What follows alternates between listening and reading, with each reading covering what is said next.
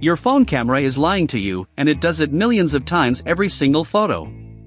Every image you've ever taken looks nothing like what the sensor actually captured. So what is your camera really seeing, and how does it turn that raw mess into a perfect picture? The answer involves math, light, and a trick your eyes have been pulling on you your whole life. Light travels in straight lines until it hits something. When it hits an object, some wavelengths are absorbed and some bounce back. Those bouncing wavelengths are what your eye and your camera actually detects. But here's the twist, your camera sensor is completely colorblind. Every single pixel on that sensor can only measure one thing: how bright the light is. It cannot tell red from blue from green on its own. So engineers covered each pixel with a tiny colored filter, like placing a red piece of cellophane over a flashlight. A pixel under a red filter only lets red light through, so it only counts red brightness.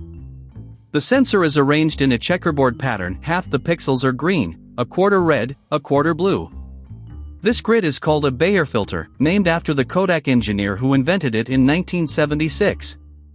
Now you have millions of single-color brightness readings, but still no full-color image. This is where a process called demoscasing kicks in. The phone's chip looks at each pixel and its neighbors, then makes an educated guess about the missing colors. Think of it like a puzzle where every other piece is missing. The software fills them in by looking at the surrounding pieces. But the raw result still looks washed out, greenish, and flat.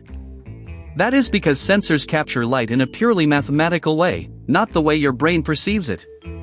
Your brain constantly adjusts for lighting indoors under yellow bulbs. Everything still looks white. The camera has to fake that adjustment through a process called white balance. It scans the image, finds what should be neutral gray or white, and shifts all the colors to match. Imagine you're wearing tinted sunglasses. White balance is the camera pulling off those glasses so the world looks normal. Then the software applies tone mapping, which is like stretching a rubber band across the dark and bright areas so you can see detail in shadows and sunlight at the same time. Sharpening algorithms then trace every edge, like a pencil outlining a sketch, and boost the contrast right along those boundaries.